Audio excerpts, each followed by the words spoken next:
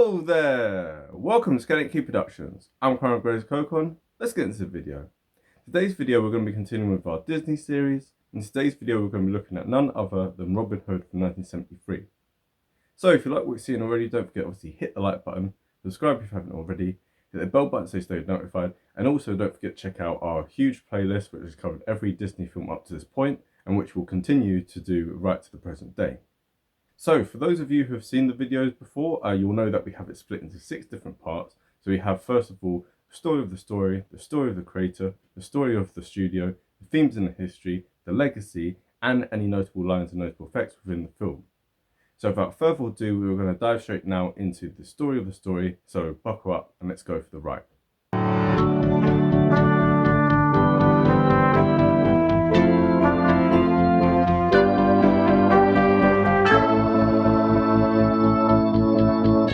So our story starts with the minstrel Alan Adele, who is a rooster, and he's narrating and whistling a tune whilst we're introduced to the different characters within the film, before we end up diving in to meet Robin Hood and Little John, who are running away from the Sheriff of Nottingham and his men, and whilst they're resting and cracking jokes, this is where they see Prince John and his entourage coming along, so they decide to dress up as fortune tellers. Now Sir Hiss tries to warn the prince, but he's too flattered to notice until Robin and Little John steal all his jewels and all of his money. Next we end up meeting the sheriff, who comes across Friar Tuck helping out Otto the blacksmith, and being a tax collector, we now see him rob a family of rabbits of their child's birthday present. But Robin Hood comes along dressed as a blind beggar, and this is where Robin gives Skippy the little rabbit a better present, a bow, an arrow, and a hat so that he can be the next Robin Hood. But of course, Skippy isn't yet trained to be Robin Hood, and so he ends up firing the arrow into Prince John's garden. And this is where we meet Maid Marian and Lady Cluck, her lady-in-waiting. Now Maid Marian is Robin's old flame who he's still very much in love with, but Robin is also still very much in love with her. So when Friar Tuck tells him about an archery competition with the prize being a kiss from Maid Marian, he gets really excited. However, this whole competition is a trap laid by Prince John in order to catch Robin. But expecting this, Robin ends up dressing up as a stork, and Little John dresses up as a duke to distract Prince John. So Robin obviously ends up winning the tournament, but he ends up getting captured in the process and almost ends up getting executed. But after declaring his love to Maid Marian, Little John holds Prince John at sword point and forces him to release Robin. So he runs off with Marian to Sherwood Forest, where they end up getting married, and everyone has a little shindig to celebrate, and this is where they sing a little song about Prince John. Now in retaliation for this song, this is where Prince John raises taxes threefold and locks everyone up who can't pay. And in resisting these measures, Friar Tuck ends up in jail and on his way to be executed, all in an attempt to trap Robin once again. So Robin hatches a daring plan to rescue all the folks out of jail, free the friar, and to rob Prince John in the process, which of course he ends up pulling off, but not before getting chased by the sheriff and almost getting shot by Prince John's men. But of course, Robin is a top G, and he goes on to become a hero as King Richard comes back and puts all of the baddies in jail, and with this is how the film ends, happily ever after. So with that, obviously we can see the story of the story, but now we have to talk about the story of the creative process that went into the making of this story. So the story of Robin Hood is actually based on a series of tales from English folklore, and this is with the so-called Tales of Robin Hood and His Merry Men, which was created by a series of anonymous balladers. The very first instance of him being mentioned is actually in the Piers Plowman, which we've covered in our video on when England became a nation, so I highly recommend that you check that video out. But cut a long story short, this story first appeared in around the 1370s. However, Walt Disney, from all the way back in 1937, so the same year that Snow White was released, he wanted to adapt a 12th century story of Reynard the Fox.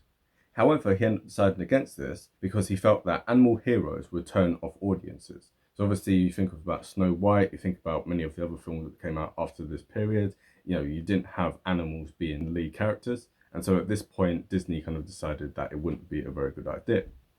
Fast forward now to 1950, and you're having the live action film Treasure Island. And within that, there were going to be 3 animated sequences. and one of them was going to be this Reynard the Fox. However, once again, this idea ended up being scrapped. Now, fast forward to 1968, so this is 2 years after the death of Walt Disney, and people within the Disney studios are really coming together and they're thinking, what film can we do after the Aristocats, right? So, Jungle Book's just been released in 67, Aristocats is going to be scheduled to come out in 1970. What we're going to do in this post-Walt world. So on a fishing trip in October of 1968, this is where you had Ken Anderson, who was the director, with a studio executive, and this is Card Walker, and the two of them came together and they decided that they were going to do Robin Hood. So when they floated the idea to the studio, everyone loved it, and Wolfgang Reitman, who is the overarching director, he decided that Ken Anderson was going to be the one writing up the storyboard for this. So Ken Anderson, he got the story of Robin Hood and he got the story of Reynard the Fox, and he combined the two stories together, and this is how we end up having what would eventually become Robin Hood from 1973. However, one thing to note with what Ken Anderson wanted in his original is he wanted the setting for it to be in the Deep South. So the reason for this is because he wanted to rekindle the spirit of the Song of the South from 1946. But like we covered in that video, it obviously had a lot of controversies, and so they decided maybe let's not kind of re-invoke the spirit of the Song of the South, and instead let's just keep it traditional, let's just keep it set in England, as have been many other adaptations of the film at that point. So for instance, you had Robin Hood and His Merry Men, which came out in 1952, so they kind of based the stories more off of that storyline in general. So that covers the story of the creative process that went into the making of the film. But now we have to just move on to the story of the studio.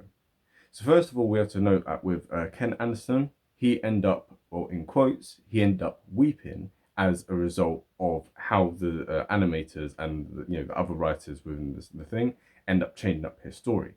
And what I mean by this is with regard to the characters and what animals were assigned to represent them.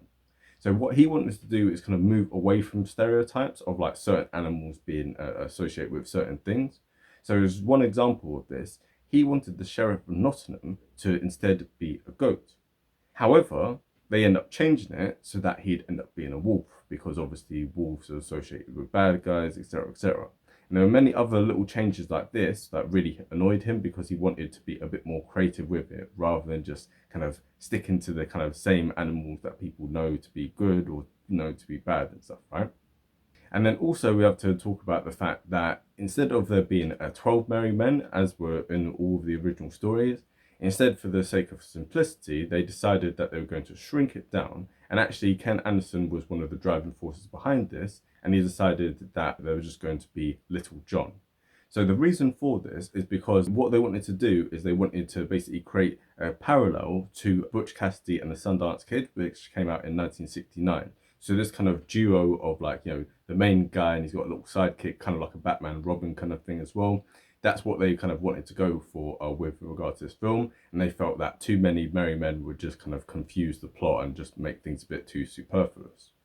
However, this film ended up going a little bit too over budget, and this was partly as a result of all these different changes, but then also the fact that they kept auctioning different voice actors for the roles of the different characters within this. And so as a result of all this, the costs were mounting up, and so they now had to make some cuts. So if you've ever seen videos of this, which shows clips from Robin Hood, in particular the dance sequence that they have, if you compare it to many different clips that they have from different Disney films, that's where you can kind of see like how they cut corners, because they use many of the same animations from Snow White, from the Jungle Book, and from the Aristocats to kind of merge all this thing together. So that's something quite interesting in regard to that, in terms of, if you see the parallels, there's never a coincidence, right? Everything is all interconnected. There's a reason for everything. So if you ever see something in the role of cinema, there's a reason behind that. So now talk about the casting, which obviously helped the film to go way over budget. We talked about the person doing the voice for Robin Hood, and this is Brian Bedford. So he was a Shakespearean actor. And actually, something to note is that Louis Prima, who played the role of King Louis in the Jungle Book, he actually wanted the role for Robin Hood. And so when he didn't end up getting the role, he actually was so angered by this that he ended up creating an entire album dedicated to this. which was called Let's Hear It for Robin Hood.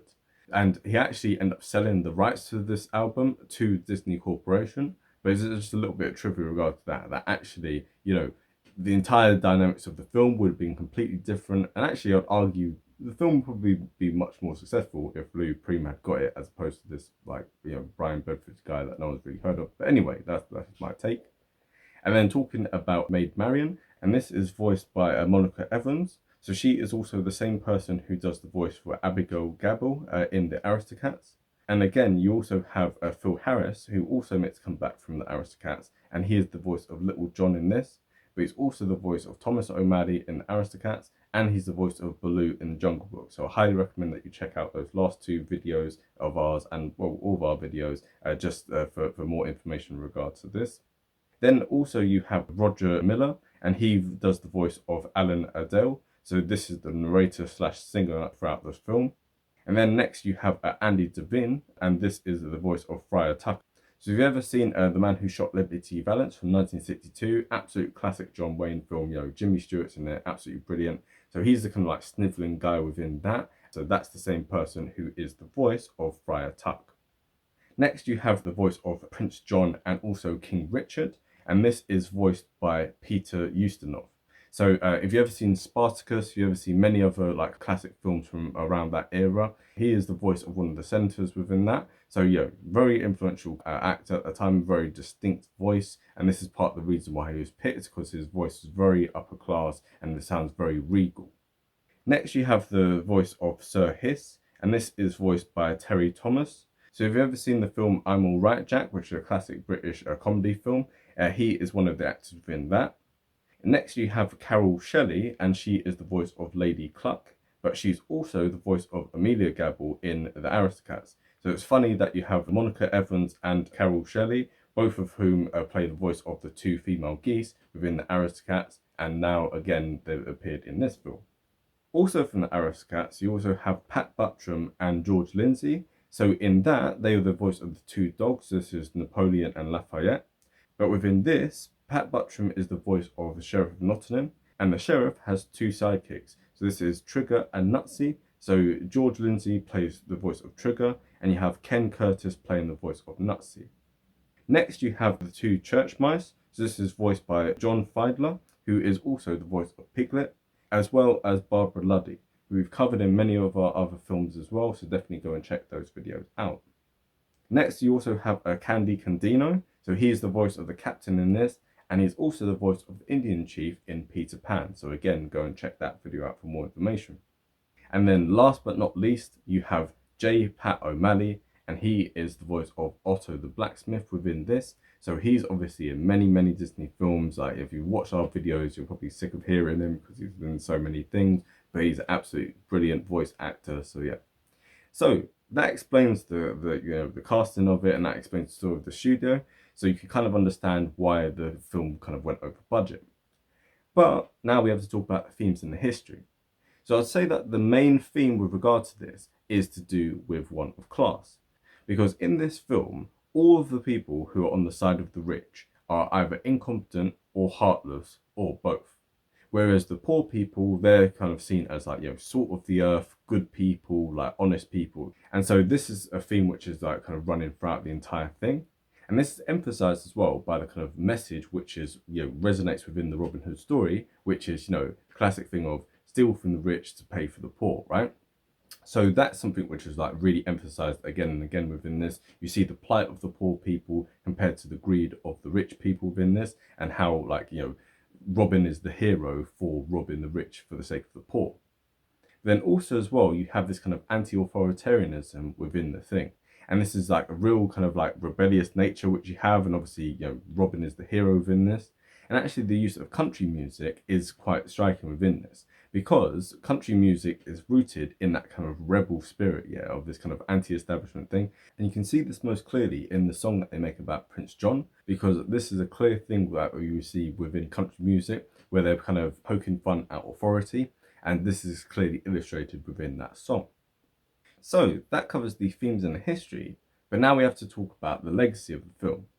Now, the legacy of the film, it had very mixed reviews, and the reason for that is because, This film here, like for me doing this video, this actually is the very first time I'd actually gone and watched Robin Hood, which says a lot because I've seen all of the other Disney films up to this point and like beyond, and it's kind of it's quite notable that I haven't seen this because it kind of shows it didn't have much longevity. And actually the reviews of it were quite mixed. Some people at the time liked it, a lot of people didn't like it. And it's quite notable again that this is the very first film in the post-Walt world. So you can see that the studios are really trying to adjust to this new reality, and it shows what an influence that Walt Disney actually had on his films, because it's funny, but it's not like that great. At no point do you kind of feel like really entertained by this. At no point do you end up like kind of like, you know, falling off your seat from laughter, nor are you like terrified at what's going to happen here. Like there's no suspense. It's just very plain. But still, this didn't seem to affect it at the box office because while the film had a budget of just $5 billion, internationally at the box office, it ended up generating $27.5 million. However, something that should be noted is that throughout its entire lifetime gross within the US and Canada, it has made just $33 million. And considering that at the box office in the US and Canada, it made 9.6 million, you can see how the longevity of the film isn't really that great. And it kind of shows that a very large percentage of the actual total lifetime gross came from the box office, which means that when it came out, it was quite successful. And since then, it's not been able to gain much traction and it doesn't have much of a legacy. And actually, a big part of this, I think, comes from the fact of there aren't really any notable songs within this that you can really grasp onto. But in spite of all that, I think that it's a very good film. It's worth watching. Like, you'll be entertained by it. But now we have to talk about the notable lines and notable effects within. So talk about notable effects. In spite of the huge budget, like we said, most of it went on the voice actors. So the actual animation itself is quite plain. There's not anything that's particularly notable. There's not any like interesting shots, but it still had quite a lot of notable lines. So for instance, we have this. Rob? That's a naughty word. We never rob. We just sort of borrow a bit from those who can afford it. Borrow? Boy, are we in debt. And you have this.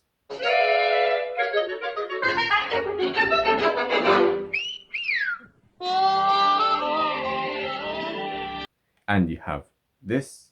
This you deliberately dodge. Sir, please stop sniveling and hold still. And you have this. You mean I'm being dismissed? You heard his mindedness. Move it, creepy. Get lost. Be gone, long one. And you have this. 1 o'clock in old Wales.